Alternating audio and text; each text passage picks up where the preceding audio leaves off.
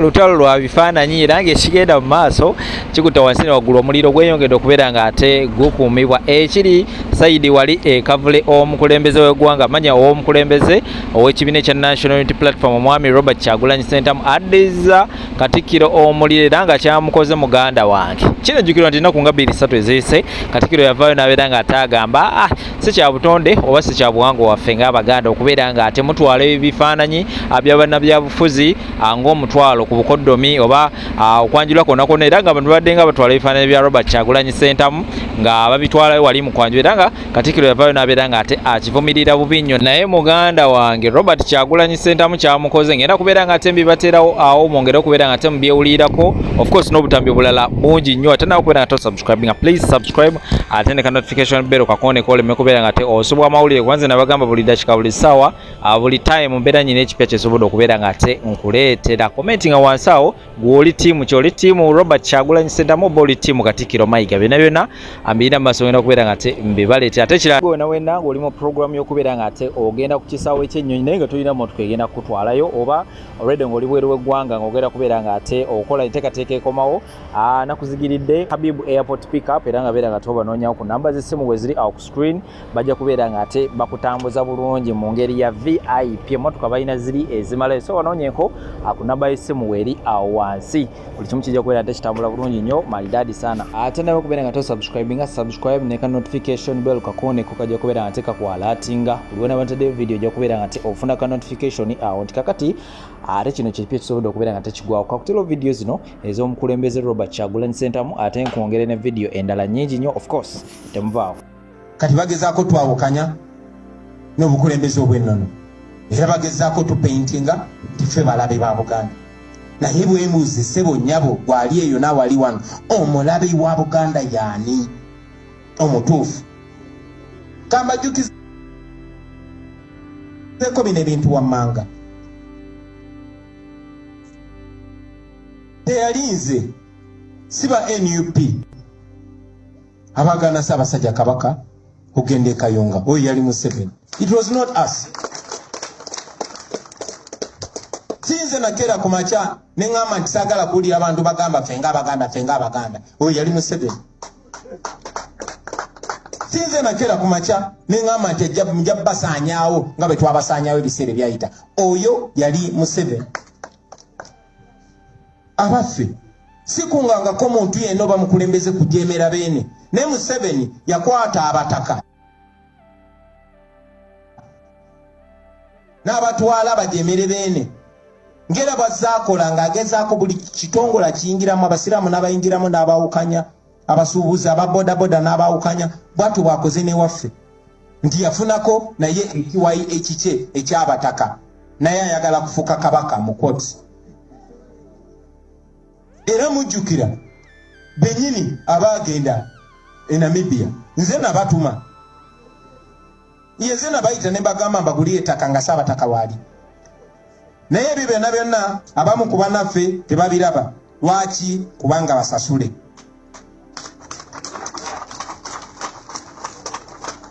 munajjukira nti Museveni appointinga minisita gwe bayita Sam Mayanja minisita w'ettaka ababadde bamuwuliriza nga Voola beene n'Obwakabaka n'egye buvuddeko recently agamba nti muli ba mukisa nnyo okulaba nti baboogerako eyamuyita eyamuwa omulimu okukola ebyo sinze yali Museveni. Mujjukira omuvubuka ava ewaffe Gomba gwe bayita kisa kya Stan eyajjamu empale n'akunamira beene n'akunamira n'abamukolera bonna n'abantu omwo naye oluvannyuma ng'empeera okukola ebyo n'okuvoola Museveni n'amuttibwa ekirabo eky'obwa RDC oyo teyalinze oyo yali Museveni basebo ne bannyabo. Abamu abali wano temwegendereza nnyo neze we nakulira ku mapu ya Uganda kwaberangako ebifo nti eno Karamoja region eno Ankole region eno Buganda region naye mapu ya Uganda bagikuba buto ne basangulako ekigambo Buganda ne basaako ekigambo Central ekyo sinze nakikola oyo yali Museveni. Abagobere n'ennyo ensonga mumanyi nti olulimi Oluganda terukyakkirizibwa kusomesebwa mu masomero. Nze yakikola oyo yali mu 7.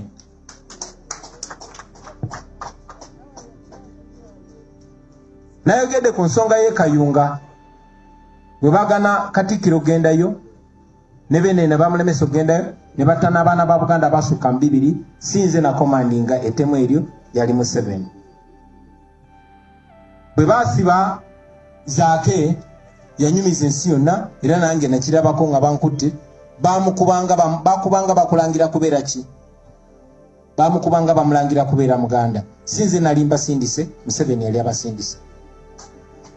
Ogenda ekitalya kuba political prisoners bwe bakwata mu kulonda kwa 2021 95 ku 10 bava wano. Sinze nakola order eyo, yo order Museveni yagikola. So ebyo byonna baganda bange byonna bye mulaba bannaffe babiraba naye batunula eri. Lwaki? Kubanga abamu babagulirira ate kubanga abamu balina obukyayi bafuba okunoonya gwe bakisaako ne bagiraba nti Kyagulanyi muzzukulu wa Kaira, muzzukulu wa Nabembezi, muzzukulu wa Kamalabyonna. Naddala bannabyabufuzi abafubye okutulwanyisa mu gereza enjawulo ne kibalema. Abo abakozi b'ebikolobero abaagala okwekweka mu bantu abakola ebikyamu n'adduka neyekweka mu ekereziya nga gyayagala okweka ebikyamu oba neyekweka mu Bakabaka bagezaako okukomyawo obubadi obwa 1962. Bagezaako tukola bye bakola omugenzi Ben Kiwanuka. Ekyomukisa omulungi tebuli mu 62 tuli mu 2. They are 62 years too late. This is not 1962. Abantu bategeera. So tembakkiriza babuzaabuza. Buli wolaba omuntu agezaako okwawulayawula abantu omanya that is Museveni at work. Bwe batyo bagenga bakola. Ekyekunyisa nti bwe babeere bweru wa Buganda mubajjukira mu 2021 babeere bweru wa Buganda bagamba oyo Kyagulanyi ne banne mubalaba abo ba Buganda abo aba baagala Buganda yekka era bwe munamulonda mujja kuba mulonzi bene. Kyokka ate bwe tujja mu Buganda ate nga bagamba kati abo balwanisa obwakabaka tebagala bwakabaka. Mubagambe balondewo ekiringo kimu ebiringo ebibiri bikontana balondewo kyebalimba kimu abantu babategerera. Toka njagala okutwala omukisa guno okulisaayo Ssaabasajja Kabaka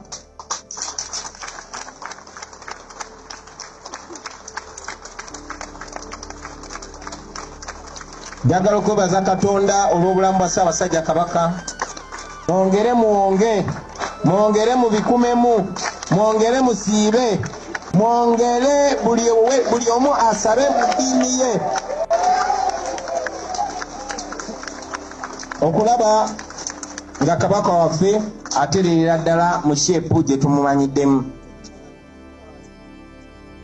Mbeebazizza mwenna abaasaba nammwe abaasitula amaloboozi gammwe nabagambanga nnyo nti kibakakatako buli omu okulaga concern, okulaga okufaayo n'okukwatibwako nga Kabaka wamwe temanyi waali. Naye nemba kubiriza okukikola mu buntu bulamu kubanga bw'obeera eyo ne bw'oba tuyambadde enkofiira ya NUP naye just ng'oli muvubuka ebigambo byeyogera kyangu nnyo okubiteeka ku ffe kuba aba people power yoyagire tuli bavubuka. So nabakubiriza nnyo era njagala obbeebaza mwe ababadde abeesimbu mwabadde balaga omukwano naddala nga mumulaga. Njagala obbakulisa mwenna bannange okutuuka ku kijaguzo eky'emyaka 31 nga beene atuteeko namulonda. Mu mbeera emu baganda bange nalabye nga bwe nzize nga ndaba abantu abamu abenoonyeza ebyabwe nga bafubanga bwe basobola okuteekawo muwaatwa wakati waffe n'obwakabaka bwa Buganda. Okusingira ddala abo nga bagezaako okukiteeka ku nze ng'omuntu nga bagezaako okuteekawo muwaatwa wakati wange n'obwakabaka bwa Buganda. mujja kujjukira nti si gwe mulundi okusoose basebo ne bannyabo. Mu 1962 waliwo omusajja wano mu Buganda gwe bayitanga Ben Kiwanuka. Ben Kiwanuka ye Muganda eyayagalwa ennyo Uganda yonna nga Uganda erwanira independence. Bamwagala nnyo engulu emmanga nagenda erira nensangayo omwana bamutuma Ben Kiwanuka kugamba erinnya Kiwanuka liringa lya luzungu bwe batyo bayagala Ben Kiwanuka. Neera mujjukira nti abantu abaali beenoonyeza ebyabwe nga balowooza nti Ben bw'anaarayizinga kubanga mwana wa wano balwanyisa Ben Kiwanuka ne tufiirwa Ben Kiwanuka bwe tutyo. Ekintu kye kimu kye kyatuuka ku mukadde waffe Andrew Takome Kayiira. So temwerabira baganda bange bwe musanga abantu abagezaako okuteekawo egyo emiwaatwa. Njagala okubajjukiza kuba kino kimanyi era nkikakasa nti Kabaka waffe atwagala nga bwe tumwagala. Nkiddamu baganda bange mutambule nga muli confident nga mukimanyi nti Kabaka waffe atwagala nga bwe tukola ki? Ate bye tukola tabyevuma kuba tebiswaza. N'obubaka bwe tuwa tebuswaza. So temukkiriza muntu yenna yenna bajja ku mulamwa balowoozesa bintu birala. Mujjukira ti Beene mu kwogera kwe ebiseera ebisinga abadde abakubiriza okubeera awamu, okwegatta, obutakkiriza muntu yenna baawulayawula. Gwe mulango gwe gumu gwenja okubaddiza. Temukkiriza muntu yenna yenna baawula nti ono mwana kino kyana. Temukkiriza muntu yenna yenna twerimbika amabega wa Ssaabasajja kuyisaawo bibye kubanga yabagambye lunye nti tabana musigire. Njagala nnyo ate kwe ali eyo nkusaba gwe bw'oba olina gw'olowooza mwesigalize. Njagala okubakakasa mwabadde beeraliikiridde tulina enkolagana nnungi nnyo ne Ssaabasajja Kabaka. Tulina enkolagana nnungi nnyo n'Obwakabaka bwaffe, tulina enkolagana nnungi nnyo ne bakadde baffe abakulu b'ebika. Of course temubulamu abo ababeera baagala okukozesa Obwakabaka bwaffe oku alienatinga abalala. Sooka njagala okutwala omukisa guno okulisaayo Ssaabasajja Kabaka.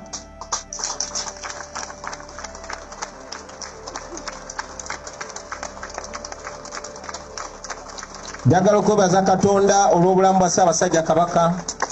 Mwongere muwonge, mwongere mubikumemu, mwongere musiibe, mwongere buli omu asabe mu ddiini ye okulaba nga Kabaka waffe atereerera ddala mu sheepu gye tumumanyiddemu. Mbeebaziza mwenna abaasaba nammwe abaasitula amaloboozi gammwe nabagambanga nnyo nti kibakakatako buli omu okulaga concern, okulaga okufaayo n'okukwatibwako nga Kabaka wamwe temanyi waali.